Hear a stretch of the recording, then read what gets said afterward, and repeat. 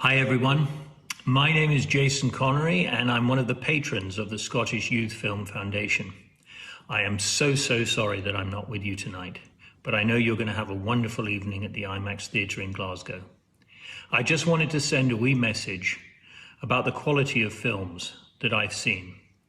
I got involved in SIF because I wanted to give back. I live in Scotland. I'm running a film studio down in Leith. And to watch your films and to see the quality and the strength of story is so heartwarming. And I'm so upset that I'm not able to be with you. I have indeed voted, but I would say that every film there was a winner in its own right. I will now leave you in the capable hands of the charity founders, David and Scott. Thanks again, and good night. Have a wonderful night. Bye. Thanks, Jason. So just a little bit about the Scottish Youth Film Foundation before we get into the main events of the evening. So about 9 years ago, Scott and I decided at that point there was no film festival to represent young people in Scotland. We decided we wanted to do something about that. We set up a very small charity, just the two of us with a board, to basically think about how we could celebrate the work of Scotland's young filmmakers. And we do that in 3 different ways, which Scott's going to tell you about right now. Oh, no. Right. Yeah. We do it through a film festival because we believe that if you can see it, you can be it. And we would like young people in Scotland to be able to go to the film festival that we hold and meet other young people like them and network.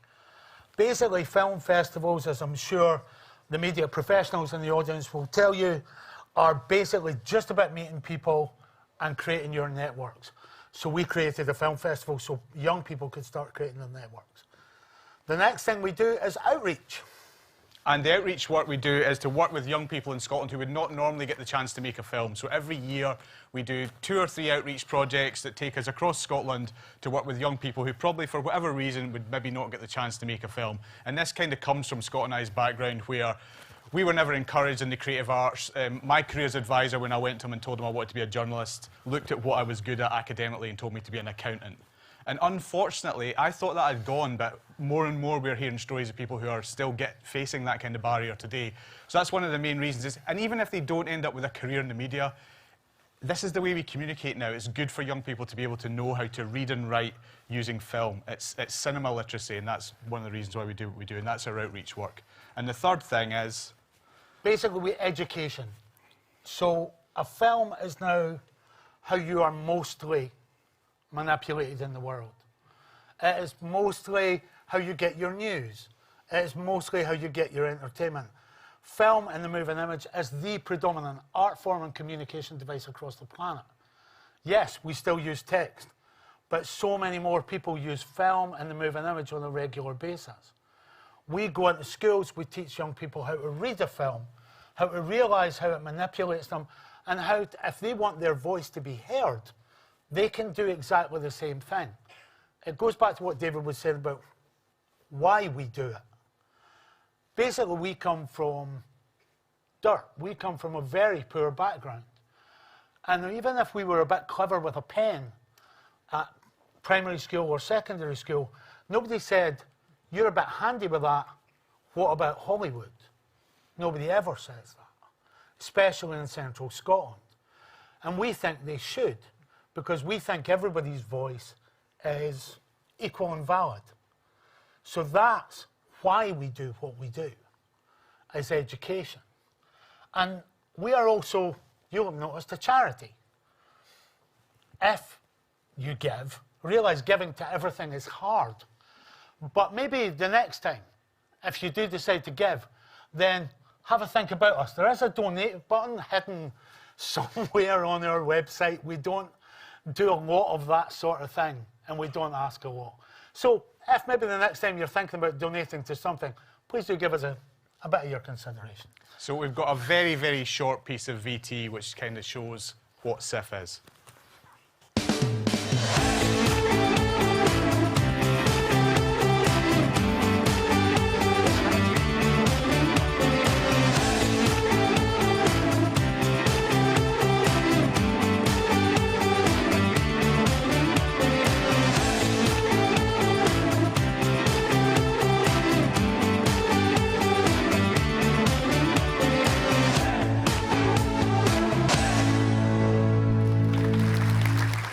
So what I would like to say, actually, is just to recognise the work that Dave and Scott do and have done and continue to do. The hours these guys put in, the effort they put in, and the enthusiasm and drive that they bring is absolutely amazing, and it's a real pleasure to work with these guys, and I'd personally just like to recognise that and give them a round of applause.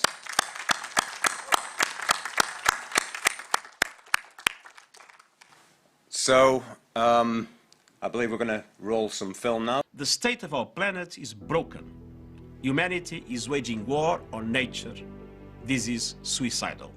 The Scottish Youth Film Foundation, SIF, exists to improve the lives of young Scots through film, and we want to bring Scotland's young people to the heart of COP26. As part of COP TV, we will recruit and train 12 young people from diverse backgrounds across Scotland. They'll learn about environmental issues and the power of filmmaking to bring climate action to life. They'll produce films on a variety of climate-related topics which affect them. This will culminate in them reporting and live streaming from COP26, broadcasting daily films and interviews from the most important event ever to be held in Scotland and aimed at a worldwide audience. We're here in Glasgow to cover COP26. We are COP TV.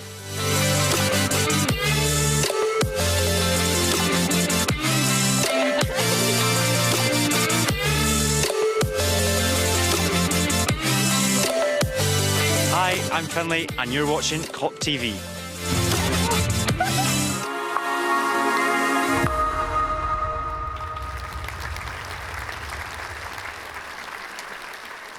Thanks. Good evening, everybody. It's really great to be here. I can't really see you because of the lighting and everything, but it looks quite full and it's lovely to see so many people. So my name is Dr. Sam Gardner, or Sam Gardner actually, and I'm the Head of Climate Change and Sustainability for Scottish Power, and we're a proud principal partner for COP26. And in becoming a principal partner, we had various decisions we needed to make about how were we going to support COP in the best possible way. And very early on, we wanted to ensure that we gave a platform to young voices as much as possible. We've done a number of things. We've worked with the Glasgow Science Centre and run an education programme across Scotland. We've worked with the RSPB on their youth summit. We've worked with the Lost Woods project in Glasgow with school children planting trees.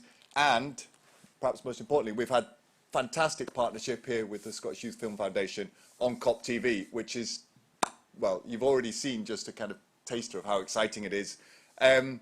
You have all got a card on your, somewhere about you, which on the back of it will have a QR code. That will take you to the website every evening from tomorrow onwards at 5 o'clock. There will be an hour-long kind of magazine show packed full of really good interviews. I know they've got an awful lot of access to some really interesting people and perhaps some unusual people and different people. I'd encourage you to check it out, promote it, share it, and in that way we can really all collectively amplify the voices of these stories that are being told. You know, when you kind of get caught up in the bubble of the kind of climate change debate and particularly the COP debate, it can all be boiled down to, and too often boiled down to, numbers. You know, I've got a tie that says 350 on it, which refers to 350 parts per million, and it's, you know, that's we need more than numbers in order to change the way that we tackle the climate crisis. We need to convince heads, but we fundamentally need to change hearts as well. And, you know, storytelling, conversations are absolutely critical to us doing that. If anyone asks me what's the thing I could do most to tackle climate change, I don't say turn your thermostat down or wash at 30 degrees. I say talk to people. Start conversations with those that you wouldn't normally do so. You'll be surprised where they are as well and how engaged they are. And I would just encourage all of us to kind of leave this room and be inspired by this content and start those conversations. And you'll be amazed at what will happen as a result. Now, I was asked to tee up a video, which I think is the video that you've just seen. So I suspect maybe that won't happen. But I just want to, lastly, really, you know, the people that we met when we launched, the young people that we met, who are all here and filming, and were filming outside on that beautiful day at Whiteley Wind Farm, are massively engaged in this, hugely committed, and have gone over and above in producing fantastic content. So I would really, really encourage you all to kind of engage in it. And Scottish Power, thrilled to have been a partner with this.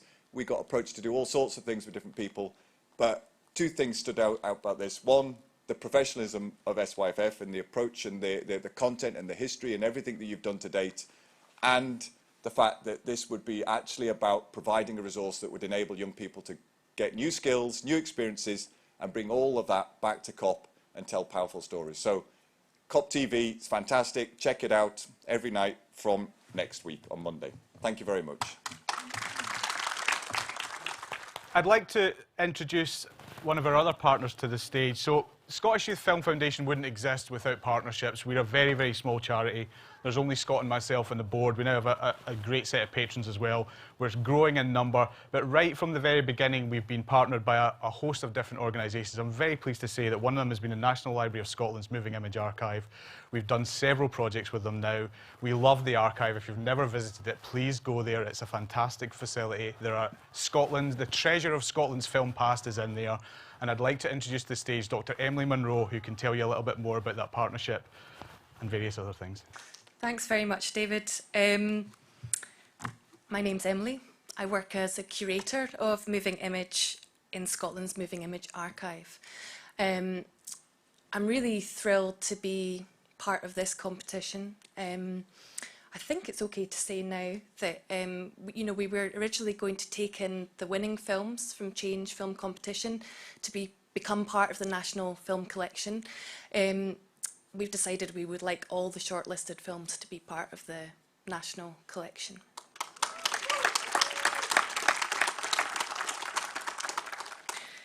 Thanks to the hard work of the young people who entered the Change Film Competition, our national collection of moving image grows richer. Fresh voices, new perspectives. These are as important to us now as the voices and legacies of the past. The National Library of Scotland is a place where our collective memory is kept safe for all generations. And yet, it feels as if, as a society, we have collective amnesia. We've forgotten how we got here and who is responsible. And the grown-ups who have power, who run our governments, the corporations and the energy companies, seem to have forgotten what it feels like to be young and afraid and brave and hopeful. Because if they did, if they could see through the eyes of some of the young people who are here today, we would be living already in a better world, a kinder world, a society that looks after everyone and each living thing. Kids don't do greenwashing. They tell the truth. Young people don't do blah, blah, blah. They say what they mean. Kids know when they've been let down. Young people know when they're being lied to. They know when time is up. Now, in the National Library, we hold every single publication that's printed in the UK, and we hold a collection of these books. Do you recognise these books? This is Ladybird books. And when I was a child, in the 1980s, a long time ago now, I used to sit on the floor of the supermarket and read these books while my parents were doing the shopping. This book says, "What on earth are we doing?" And I'd like to read a little bit from it. It won't take long. It is urgent that as soon as possible, everyone becomes aware of what is happening to the land, sea, and air around us. Already, in some areas of the world, the good earth has turned to dust and can no longer grow food. Some forests are dying. Fish cannot live in some lakes and in rivers. And in places, the sun is often unable to break through an atmosphere filled with chemical fumes. The dinosaur became extinct because it could not survive when the world about it changed. That was not the fault of the dinosaur. It could not control the change in its surroundings. If, because of lack of interest, we allow our environment to change for the worse, that will be our fault and ours only. We can do something about our environment. This book was published in 1976, 45 years old. As far as we know, no living thing exists in the whole of space outside the Earth. Our Earth can therefore be likened to a spaceship, which must carry all the supplies needed to maintain life on it. These supplies are limited. The delicate balance of nature has evolved over millions of years. Early man was part of it and depended on it, but recently man's activities have begun to destroy the balance of nature. 1976. There is only one spaceship that matters, and we're all riding it right now. It wasn't created by billionaires, and it won't be saved by billionaires either. So I'd like to say thank you again to the young people who are holding us grown-ups to account. You won't let us forget. Don't be silent. Change is possible. Thank you.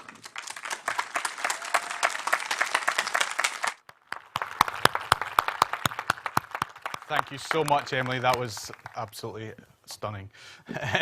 I'm very moved. And you're going to see why I think Emily said what she said, because we're about to see the work of the 10 filmmaking teams who are here today.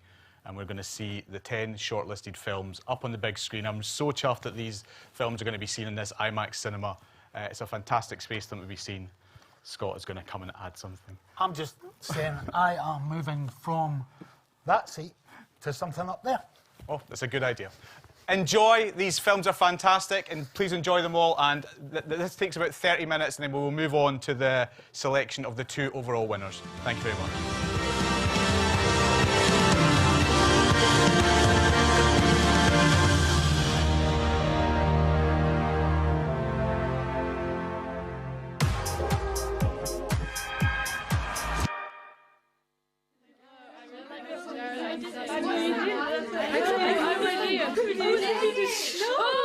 Climate change? What's that? Good question. What's climate change? Everybody, listen up. Climate change means that the Earth's climate is changing because the atmosphere is getting warmer. This warming is caused by carbon dioxide, which is produced through lots of different things that humans do, like building huge factories, cutting down forests, driving cars and flying planes, buying things we don't need, and creating huge farms with only one crop or animal. This means that our weather will change. Our seas will rise. We will have bigger storms and more floods. Some places will become too hot and dry to grow food and live in. People will lose their homes, their jobs, their farms and gardens. Climate change risks people's lives all around the world. But together we can fight against it. The UN is a group of countries working together for peace, equality, health, and cooperation between all people on Earth. Almost all countries in the world are members. The UN have a list of 17 goals called the Global Sustainability Goals. These help the UN create a safe environment for all people for all time. The goals include no poverty, zero hunger, gender equality, and clean water for all. Global Sustainability Goal number 13 is climate action. Every UN country needs to take immediate action to combat climate change and the impact it has on people and the environment. Every year the UN has a big meeting about climate change called a Conference of the Parties, or for short, COP. At this meeting, politicians and representatives from every UN country come together to talk about what they are doing to fight climate change. Every 5 years the meeting is extra big and important. The last big important one was COP21 in Paris in 2015. At it, world leaders signed a really important agreement called the Paris Agreement. The Paris Agreement is a plan that all UN countries signed at COP21 in Paris. It has goals to fight climate change and help the people already affected by the changes in their environment. COP26 is the next big important COP, and it has been held in Glasgow. It should have been held in November 2020, but because of COVID-19, it has had to be postponed to November 2021. It is the biggest meeting to discuss climate change in the last 5 years. In fact, it is possibly the most important climate meeting ever held in the world, and Glasgow is very proud to host it. Up to 30,000 delegates are expected to attend. Scotland was one of the first countries in the world to declare a climate emergency, and the Scottish Government has introduced the toughest targets in the UK to stop climate change. This is a really important moment in history. It will be in the news all over the world. The world will be looking to Glasgow and Scotland. Young people from all around the world have been calling on governments to fight climate change.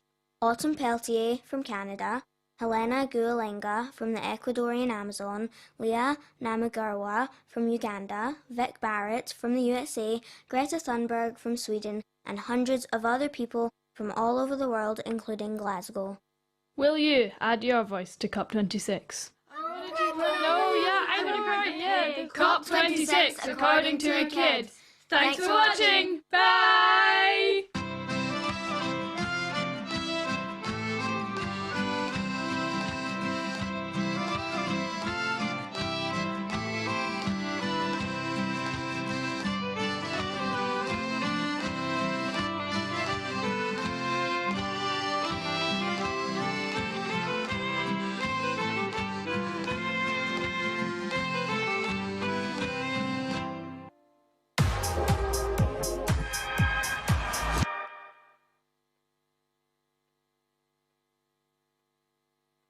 There was a lonely polar bear in the North Pole.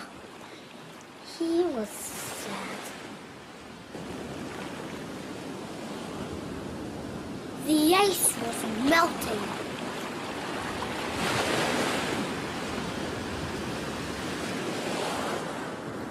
He decides to go far away. He arrives in New York.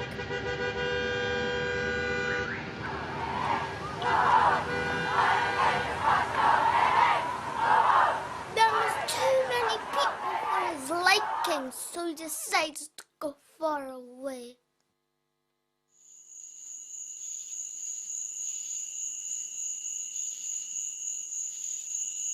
The desert was too hot, so he decides to go south. He enters the Amazon rainforest. But it was still too hot.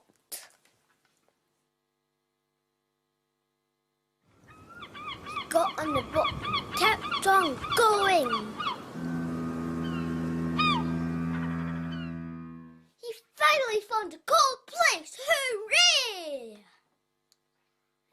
He met a beautiful penguin and they lived happily ever after.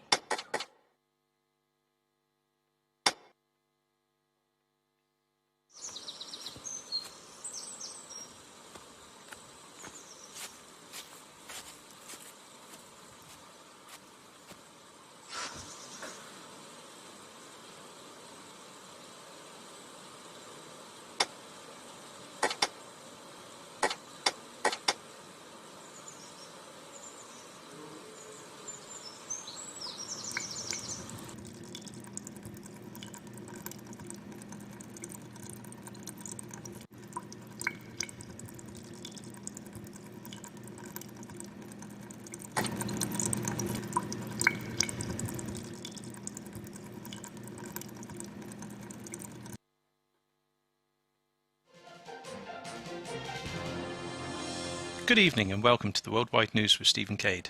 According to the LHS STEM Centre, extreme weather such as tsunamis, wildfires and flooding is expected to peak, with many countries already facing a polarity shift. They state that the sea's plastic problem is now untouchable, which has resulted in Europe taking action to ban all seafood. LHS also report their growing concerns over micro and even milli-plastics in drinking water and meat produce, and warn that if left unfiltered, they may be deadly to the human body. Thanks, and that's all for tonight's Climate Crisis Report.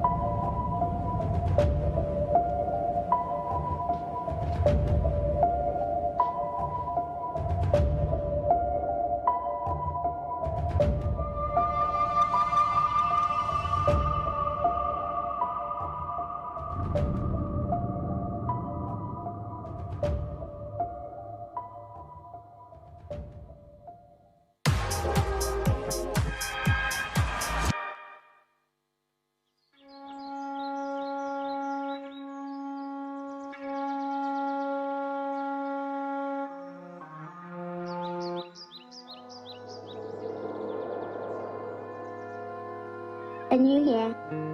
A new beginning. What do I want? It's a race against time.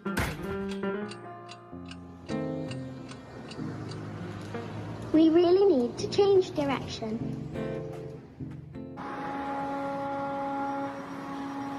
I want to help to phase out fossil fuels.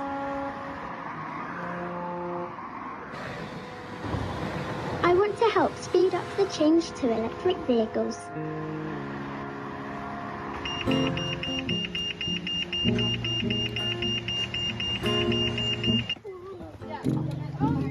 I want to help stop deforestation.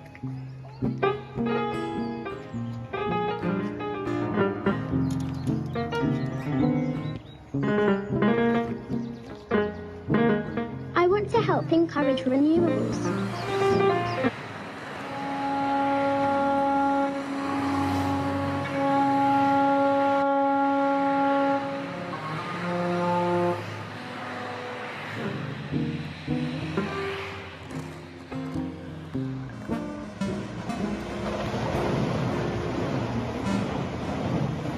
I want to help mobilize finance.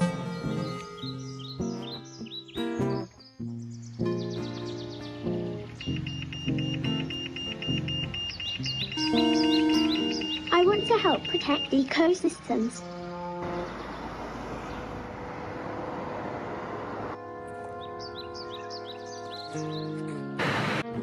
I want to help people work together. I want to help protect communities.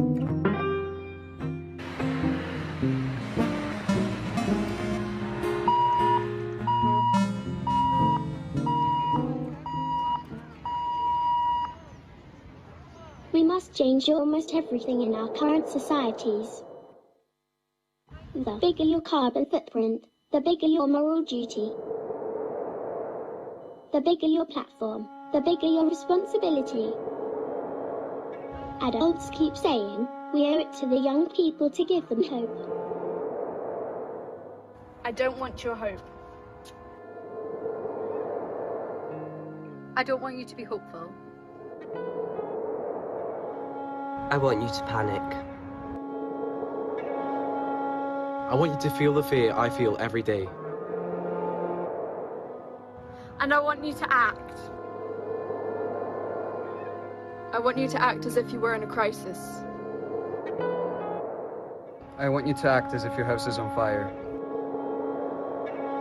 Because it is.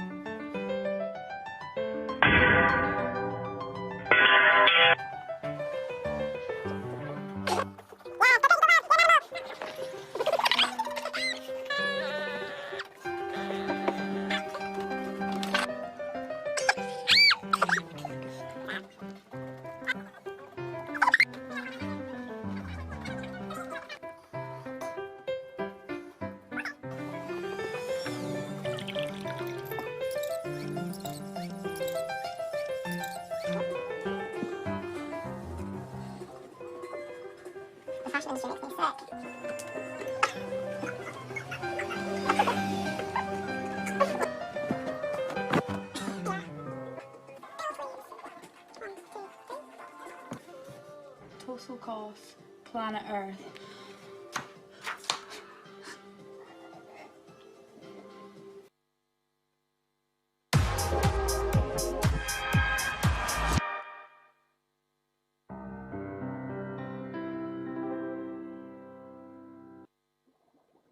Hi, I'm Mr. Mussel and I live with my friends in the sea.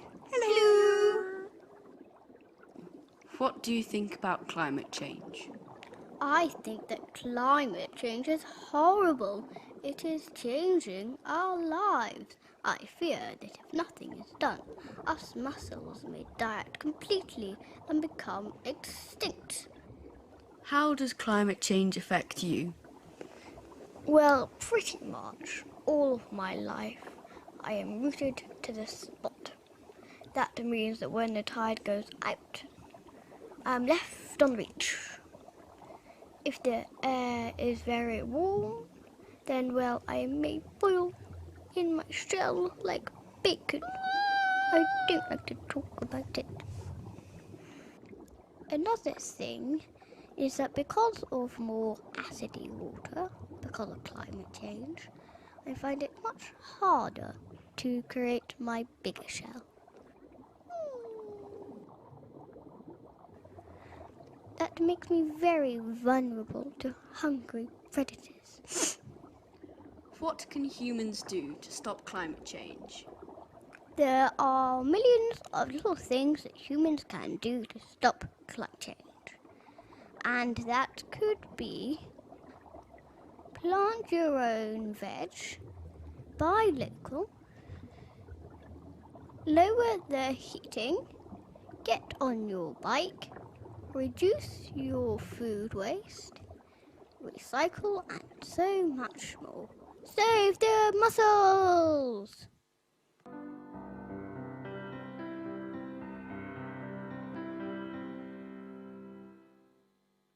Hi, I'm Harvey, the director and editor. Hi, I'm Millie, the voiceover for Mr. Mussel. After we made that film, a record-breaking heatwave fried coasts. Millions of mussels died in Canada alone. I've learnt to really love mussels and the way they live. I feel really angry and sad that so many of them have already died. I feel really annoyed that governments just aren't doing enough on climate change. And if they don't, it's just going to carry on. It feels like there's nothing I can do about it. I feel really frightened that governments have all the power, yet they hardly do anything about it. Make a difference. You know how. Thank you.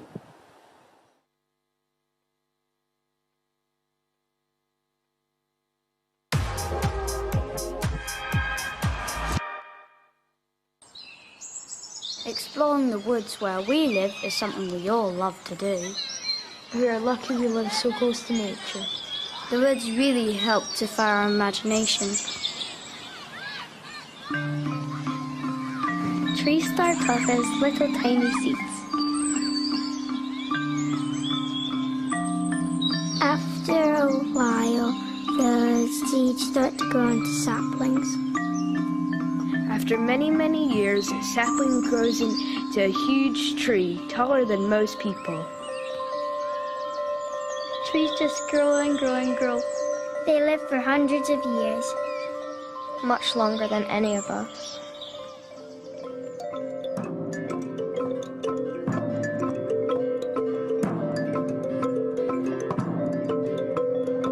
Once upon a time, 4 friends were playing in the woods. Although they know the woods really well, they find themselves in a mysterious part of the woods they have never seen before. This part of the wood is magical. It's an enchanted forest. It's yellow with a bit of like brown stuff and grey like outlines and everything on it. There's too many snails. I don't want to kill any. I spotted 2. Wait, oh come on, I just so many, I don't know. It's a snail city. Another snail show. How many snail shows are we finding? Why is there so much snail shows? Stars? Oh come. They look like green stars. Yeah, green stars. stars. They look like when I look up, they look like they're gonna fall down. Yeah. There's a tree in the wood that's really, really tall. And magical. So tall you can't see the top of it. The four friends decide to climb it. They climb and climb and climb until they reach a strange, cloudy land at the very top of the tree. The tree is a portal into the future. From the top, they can look down at the world 47 years into the future. The wood is no longer there.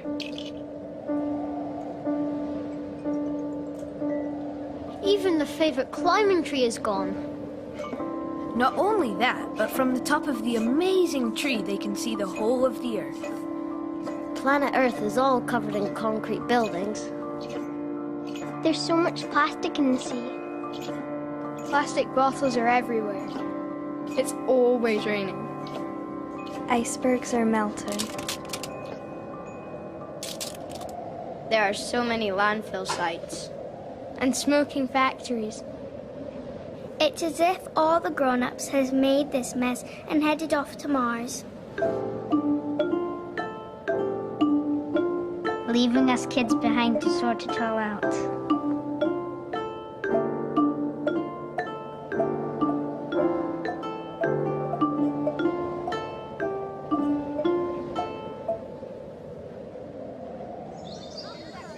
We're starting to learn a lot more about trees. It's all about sharing the planet with other plants and animals. Trees are the lungs of the planet. Trees taking carbon dioxide from the atmosphere. They split it into oxygen and carbon. They release the oxygen back into the air for us to breathe.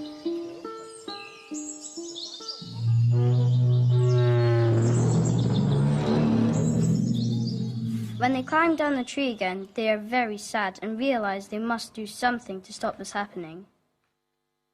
Maybe to protect our tree, we just need to plant more trees. Many, many more trees. They start with just one. Then they plant more, and more, and more, and more. The trees become woods. And the woods grow into forests. And with all the new forests comes lots of new animals. Ibexes, Ducks, an elephant, Rhinos, Goats, Labradors, mountain lion, cheetahs, Cows, chickens, horses, and the Irish elk, hippopotamuses, zebras, pigs, wolves, donkeys, goose, ostriches, flamingo. bringing the world back into balance again. There are lots of animals and people marching in celebration round and round the world. and there are lots and lots of happy children. Just playing in the woods.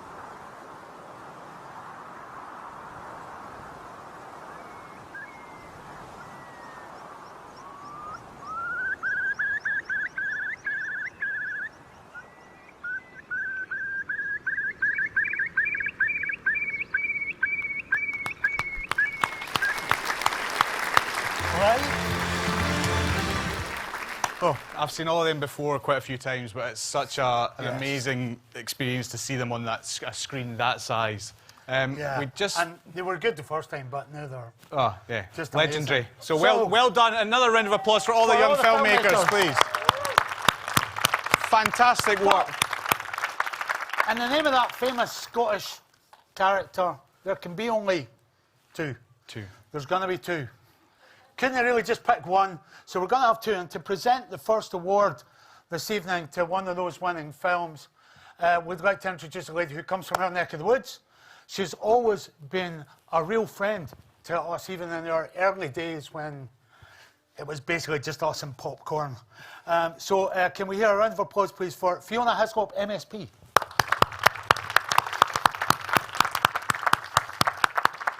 Thanks, Fiona. So it's been a real privilege to be part of tonight, and congratulations to all the filmmakers. They really were powerful films, and when the words are gone, images and stories will always remain and stay with us, and film is going to be such an important part of that battle against climate change. So what you're doing is important now, but will be so for many years to come as we try and galvanise, bring people together to tackle the climate emergency. But we're here to hear who the winners are. There are two winners. The first of those winners, the judges were rightly impressed by the skill of the animation in this film, but also remarked on the timing of the piece and how that combined with the use of music and colour produced a powerful statement on the dangers that our world faces and our society faces. I particularly thought it was an amazing production. It lulled you into a false sense of security, which I think is a strong message to where we are, but then hit home with a powerful message. So the first of our two winners is Time for Change.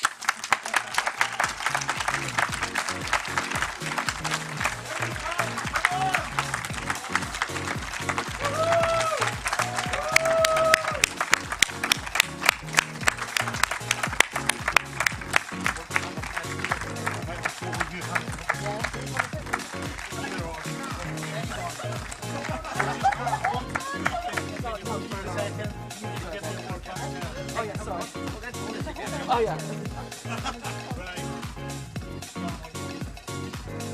Oh, yeah, sure.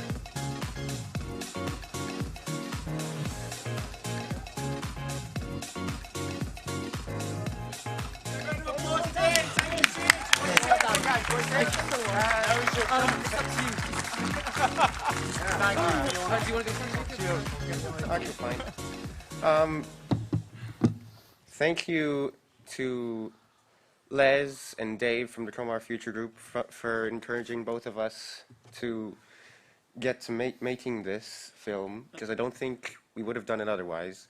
And of course, well, thank you to you for helping. You're welcome. I don't know why I'm talking here. I'm the only one talking here. Do you have anything to say? Yeah, I basically just second everything Jacob said. It's been an absolute honour to work with him, and obviously this wouldn't have been possible without you. Your animation really just brought the thing together so well, so just thank you so much for everything. Thank you as well to Les, again, for the encouragement. Thank you to, well, I mean, I've got about, I think, 10 people watching this, so... I specifically know that I've got quite a lot of friends in Orkney who are seeing it. I know...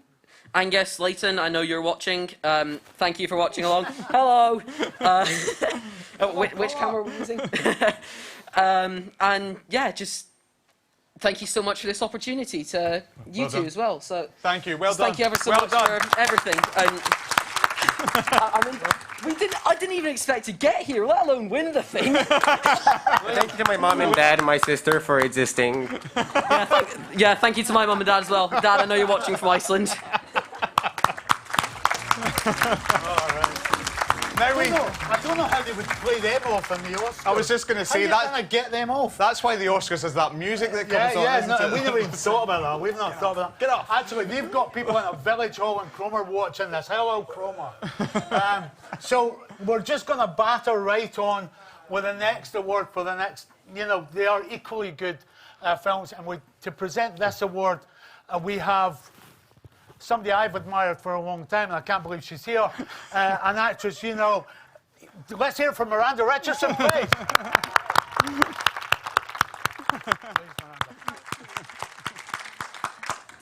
Oh, thanks. Thank you so much for... It's a pleasure and it's an honour to be part of this incredibly upbeat, stirring, gorgeous evening. Okay, so I'm an actor, lucky me. I take part in all sorts of things. It's all about storytelling. It's all about communication. But I'm also an ambassador for WWF, and I have been since 2007. I badgered them to include me, and now they can't get rid of me. I think my love for the natural world possibly started when I was about yay high, and I was on a holiday in Cornwall, lucky me again, and at eye level I saw a butterfly emerging, and I blessed my parents for taking me there, and I blessed my parents for taking me to hear Peter Scott lecture. Peter Scott, the founder of WWF, when he came to our local town, and he was on stage alone, drawing and painting and communicating his passion, specifically for wildfowl. I remember something else from my childhood, my dad wandering around, putting leaflets around, and leaflets that said, "Save the countryside." And I thought, he's gone mad. The countryside is there. He's deeply eccentric. But of course, we know now. We know now. It's been a privilege to be part of WWF's campaigns, raising awareness, sometimes even travelling. Memorably, I went to Assam to highlight the Indian elephant. And that's extraordinary, but it feels like a distant dream. There's an old song which goes, you've got to accentuate the positive, eliminate the negative, latch on to the affirmative, don't mess with Mr. In-Between. It's been very hard to do that recently. It's hard to do that with a pandemic, but we've managed it. I think we discovered everyday awe. We've discovered community, carers, unusually clean air, calm roads, corresponding swift return of curious wildlife, nature, resetting a little bit. In my area of London, hooray, urban peregrines over my road. And on our local scrubs area, the extremely rare, extremely beautiful day-flying moth, the Clifton nonpareil, appeared. It's been hard during this conference to stay positive, as the grim realities of climate change have been graphically presented to us. But I've allowed myself lately to feel a little bit excited, because now we know things have to happen. We're all invested in the fight for our planet. It's on, and changes are already happening. No room for complacency, but I'm excited also because this about to be cleaner, greener, fairer for all species world is going to be inherited by amazing young people, some of whom you see here tonight. The entrants in the Scottish Youth Film Foundation Awards. Talk about awesome. These young filmmakers demonstrate a breadth of understanding, an urgency, and a passion in their work. Qualities which our species is renowned for and which will help see us through what is going to be a long haul in the fight against climate chaos. They have taken action not just thought about it. They have communicated anger, celebration, humour, innovation, and resilience. And it's terrific and a continuing call to action for survival of all species. I'm very grateful to them, these fully engaged young people who are helping show the way forward. So, on to tonight's final winner. Technically, the judges appreciated the writing, editing, and camera work in this film. The film also excelled beyond that in its powerful messaging. Aimed both at governments and individuals, it asks why things are being overcomplicated when the solutions are right there. Why are we not acting as a society and as individuals, especially when everyone knows what needs to be done? Finally, it repeats over and over again the simple phrase, I want to help. The winner is Change Direction by Greta Macmillan.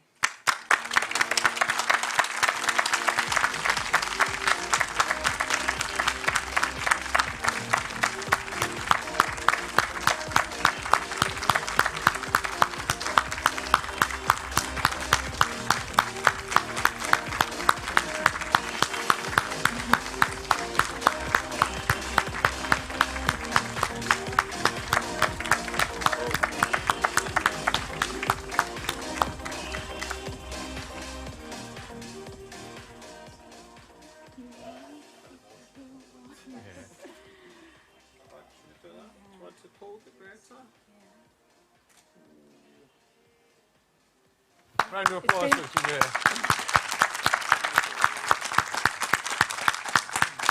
It's been a really long day for Greta, and she just gets very uncomfortable, but I can assure you she's quite delighted and quite moved. One of the best things that came out of lockdown, Greta, was that you discovered filmmaking, because your drama group, Edinburgh Youth Theatre, started a film school on Zoom, and that's what we spent most of lockdown when we were shielding doing. And The film score with Ali at Drake Music Scotland. I composed the film score with Ali at Drake Music Scotland. I composed the film score with Ali at Drake Music Scotland. I composed the film score with Ali at Drake Music Scotland. I loved it. Change direction. My film is called Change Direction and is about the climate crisis. On my walk to school, I realized that something has to change. I really enjoyed filming all the rushes on the way into school with Dad. I used my eye gaze communicator to talk about my film ideas with my mom and dad. I have pages for choosing the protagonist, the insightful incident, and camera angles. My dad helps by drawing the storyboard with me. I love editing and use my eye gaze communicator to decide on different cuts. We showed the film at Art Walk Porty, where me and my sister are artists. We showed the film at Art Walk Porty, where me and my sister are artists.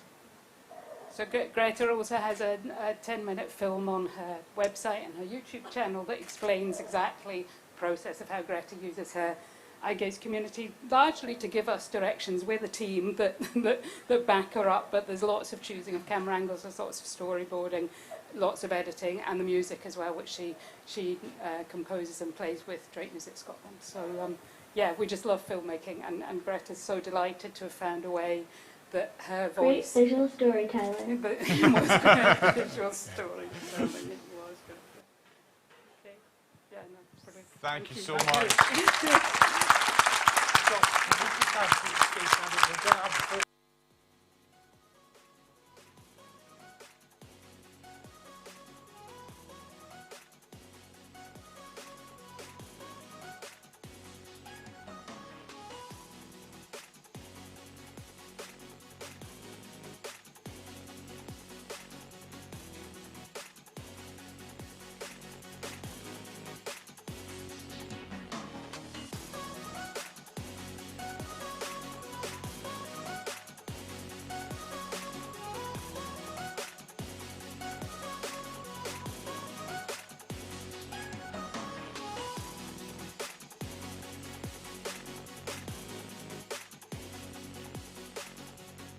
That concludes our evening.